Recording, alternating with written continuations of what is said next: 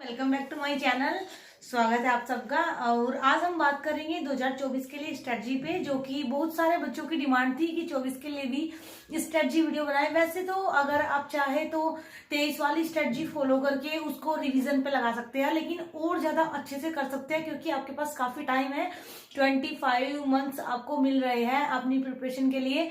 तो जिन बच्चों को 24 में एग्जाम देना है, मैं उनकी स्ट्रेटजी बना रही हूँ, तो आप लोग समझ लीजिए कैसे करना है। उसके बाद आप लोग उसको लिखते रहिए अपने पेज कॉपी पे और इम्प्लीमेंट करते रहिएगा। और अच्छे से अगर करते रहेंगे तो आई थिंक कि 24 तक आपका रिवीजन भी हो जाएगा, आंसर राइटिंग भी हो जाएगी, आपकी टेस्ट सीरीज भी हो जाएगी और आपका कंप्लीट सिलेबस भी हो जाएगा। क्योंकि मैं एक ही चीज बोलूंगी बार बार, अकॉर्डिंग टू सिलेबस पढ़े। कभी भी किसी भी बुक को लेके ये मत सोचो कि आपको रिपीटेड बस यही पढ़ते जानी है। जब तक आप सिलेबस को नहीं समझोगे तब तक आप अच्छे से अपनी प्रिपरेशन को एक लेवल पे नहीं लेके जा पाओगे। आपको यही लगता रहेगा ये भी पढ़ लो वो भी पढ़ लो। जैसे नहीं होता है मुखर्जी नगर में किसी किसी का रूम देख के डर लग जाता है कि रूम है या बुक की दुकान है, तो समझ रहे होंगे। तो इसीलिए उतना ही पढ़े जितना आपके एग्जाम के लिए, या फिर एग्जाम छोड़िए आपकी नॉलेज के लिए भी अच्छा हो। क्योंकि नॉलेज इतनी होनी चाहिए कि हर चीज का आंसर आप दे पाए, तो नॉलेज के लिए भी अच्छा होगा और आपके एग्जाम के लिए भी अच्छा होगा और आपके फ्यूचर के लिए जो प्लान भी होता है ना टीचिंग वाला, उसके लिए भी बेस्ट होगा।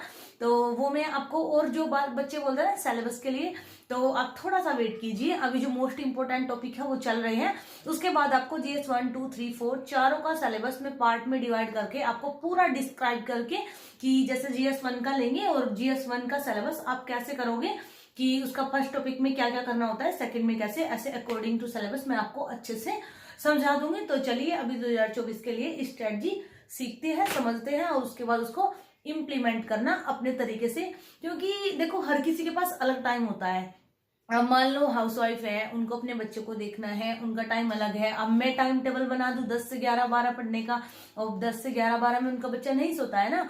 तो इसीलिए आप अपना टाइम टेबल खुद से बनाए, उस टाइम पे बनाए जिस टाइम पे आप पढ़ सकते हैं। आपको लगता है कि ये टाइम आपका फ्री टाइम है और अपने लिए उस टाइम को आप यूटिलाइज करें। और यकीन मानिए कि पढ़ाई करना अपना ही टाइम होता है। कुछ लोग बोलते हैं ना कि मी टाइम मतलब कि अपना खुद को मेकओवर करना।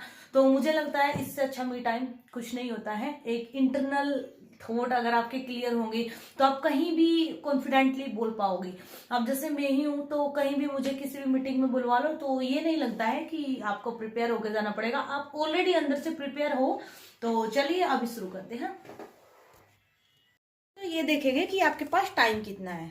तो आप मान लीजिए अभी आपका क्या चल रहा है, अभी मार्च आ जाएगा। तो मार्च से लेके आपका दिसंबर तक यहाँ पे आपका हो जाता है 10 मंथ्स। ओके, यहाँ पे आपके 10 मंथ हो गए। उसके बाद नेक्स्ट पूरा ईयर आपके 12 मंथ हो गए। उसके बाद आपको मिलेंगे नेक्स्ट 5 मंथ, क्योंकि आपको पता होगा कि जो वो होता है आपका प्रीलिम्स एग्जाम होता है वो मोस्टली या तो मई के एंड में होता है या जून की स्टार्टिंग में होता है। तो टोटल आपको यहाँ पे मिलते हैं 27 मंथ। अब 27 मंथ की हम स्ट्रेटजी बनाएंगे। तो चलिए 2024 वाले बच्चों के लिए स्ट्रेटजी है। और अगर आप बोलेंगे तो मैं इस पेज को उस पर डाल दूंगी कम्युनिटी में, बट मैं यही बोलूंगी कि आप कॉपी पेन लेके बैठे। और क्योंकि उससे क्या होगा, आप अगर इसको ही नहीं लिख सकते तो आप यूपीएससी का पेपर कैसे लिखेंगे। 20-20 क्वेश्चन लिखने होते हैं। तो थोड़ा अपनी हैबिट बनाइए लिखने की, लिखने से बचिए मत। तो चलिए शुरू करते हैं। यहाँ पे आपका ये जो आपके मंथ्स है इनको हम डिवाइड करेंगे शॉर्ट मंथ में। तो यहाँ पे मैं आपको डिवाइड कर रही हूँ 4 मंथ में। फर्स्ट स्टेप आपको करना है, हम स्टेप बाय स्टेप चलेंगे तो 4 स्टेप में आपकी प्रिपरेशन कंप्लीट हो जाएगी। जैसे कि मैंने स्ट्रेटजी 2023 वाले बच्चों की बनाई थी, सेम यही है। यहाँ पे आप सेकंड स्लॉट लेंगे। सेकंड जो स्टेप होगा आपका 15 मंथ का, और थर्ड जो आपका स्टेप होगा वो होगा आपका 3 महीने का। और उसके बाद आपका फोर्थ जो स्टेप होगा वो होगा आपका दोबारा से 3 मंथ का। तो अब चलिए शुरू करते हैं। ये हो गए आपके 15 और 4 19, 19 और 3 22, 22 और 3 25। तो आप सोच रहे होंगे कि 2 महीने कहाँ गई। तो 27 में से अगर 25 गया तो 2 महीने बचे। वो 2 महीने आपके हैं मार्च एंड अप्रैल। अब मैं आपको बताऊंगी इन 2 मंथ में आपको क्या करना है। वैसे मैंने 2 से 3 मंथ के बीच लिया था, लेकिन मैं आपको ओनली 2 ही दे रही हूँ। 2 मंथ में आपको क्या क्या करना है। सारा तो आपको सिलेबस अच्छे से समझना है, और वो समझाने के लिए मैं हूं। Okay, I am. मैं आपको GS 1 2 3 4 पूरा डिस्क्राइब करूंगी कि 1 में कैसे होता है, 2 में कैसे होता है। सेकंड चीज आती है एग्जाम पैटर्न, कि एग्जाम किस पैटर्न पे यूपीएससी क्वेश्चन पूछता है। ये चीज आपको पता चल जाएगी प्रीवियस ईयर के क्वेश्चन पेपर देख के। अब आप लोग बुक मत पूछना, बुक जिसको पूछनी है कम्युनिटी टैब में जाए, वहां पे बुक का मैंने पूरा फोटो डाला हुआ है। और अगर उस फोटो वाली वो वाली बुक नहीं लेनी है तो मुरनाल सर की जो बुक आती है उसको ले लीजिए। प्रीवियस ईयर के क्वेश्चन पेपर देखेंगे तो आपको खुद से समझ में आएगा कि यूपीएससी किस टाइप के क्वेश्चन पूछती है। नहीं तो कुछ टीचर इतना डाटा पढ़ाते रहते हैं कि वो डाटा किसी काम का नहीं होता। तो एक कंप्यूटर की भी लिमिट होती है, ऐसे ही हमारे दिमाग की लिमिट होती है। तो उतना ही डाटा रखे जितना कि आपके एग्जाम के लिए इम्पोर्टेंट है। अब बात आती है यहाँ पे आपको पैटर्न सारा समझ में आ जाएगा। 2 मंथ आपको ओनली ये काम करना है, सिलेबस को समझना है, अंडरस्टैंड करना है, और देखना है कि टीचर वगैरह क्लासेस कैसे होती है, और एग्जाम पैटर्न समझना है। प्रीवियस ईयर के क्वेश्चंस पेपर देखने हैं मार्च एंड अप्रैल, क्योंकि आप लोगों के पास टाइम है। तो इसलिए अभी से कुछ बच्चे कोशिश करते हैं स्टार्टिंग से फर्स्ट डे से आंसर राइटिंग करने लगेंगे। एक क्लास देखना मुरनाल सर की कि क्या आंसर राइटिंग की पीपुड़ी फर्स्ट डे से बजानी है, तो आपको समझ आ जाएगा कि नहीं बजानी है। सेकंड चीज अब आएगा आपका फर्स्ट स्टेप यहाँ पे। तो फर्स्ट स्टेप जो आपका 4 मंथ का होगा, इसमें आपको एनसीईआरटी को अच्छे से रीड करना है। फर्स्ट चीज यहाँ पे आपकी एनसीईआरटी स्टार्ट हो जाएगी। एनसीईआरटी को आपको पहले तो फर्स्ट रीडिंग में रीड करना है, अंडरस्टैंड करना है। अंडरस्टैंड नहीं होता है तो दोबारा से फिर से पढ़ो, फिर से हो जाएगा। मैपिंग वगैरह जितनी भी एनसीईआरटी में दी हुई है उन्हें अच्छे से बनाने की कोशिश करो।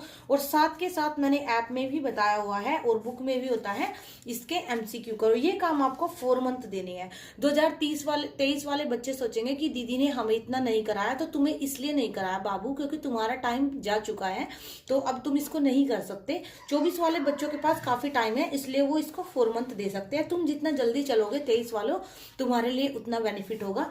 अब यहाँ पे आपका आ जाएगा सेकंड स्टेप। देखिए सेकंड स्टेप को मैं सबसे ज्यादा टाइम दे रही हूँ क्योंकि यहाँ पे आपकी रेफरेंस बुक स्टार्ट होगी, जैसे कि पॉलिटिकी, एम लक्ष्मीकांत। बुक लिस्ट सारी मेरी वीडियोस में है, आप बुक लिस्ट चेक कर सकते हो, तब तक उनको अच्छे से परचेज कर सकते हो, देख सकते हो, ओनली देख सकते हो।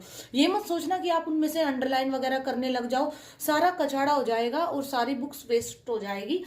यहाँ पे आपको 15 महीने फिर अच्छे से अपनी रेफरेंस बुक पढ़नी है, और ये रेफरेंस बुक आपको उसी पैटर्न पे पढ़नी है जो मैंने 2023 वाले बच्चों के लिए स्ट्रेटजी बनाई हुई है। तो यहाँ पे जाके आप क्या करोगे, अगर आपको यहाँ से समझ नहीं आए तो जो 2023 वाली स्ट्रेटजी वीडियो है उसको देखना। ये 15 मंथ आपको उसी लेवल में तैयारी करनी है। ओके, बिल्कुल सेम उस पैटर्न पे। तो इस पैटर्न के लिए यहाँ पे मैं इसको ज्यादा नहीं समझाऊंगी क्योंकि खाली टाइम वेस्ट होगा।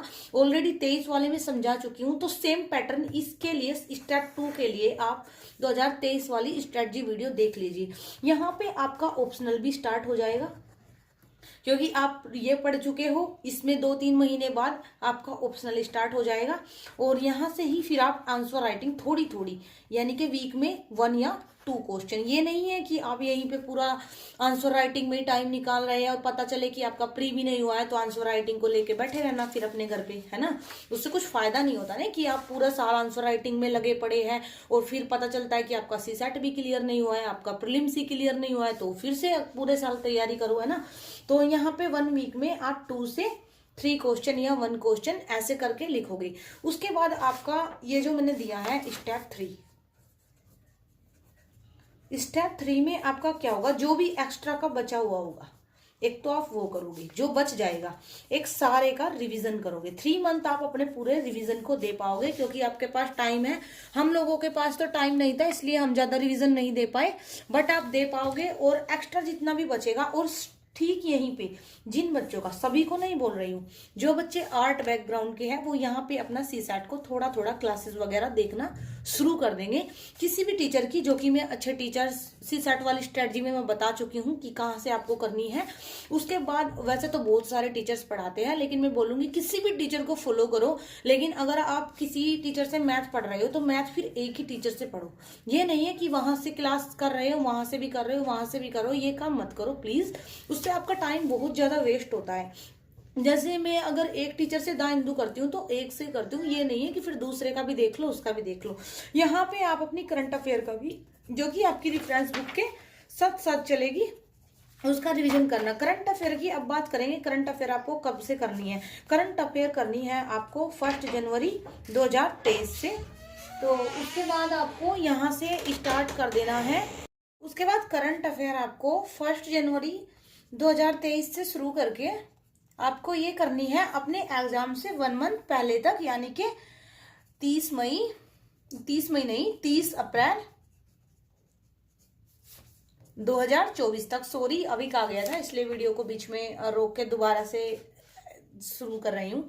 और बात आती है फिर स्टेप 4 की।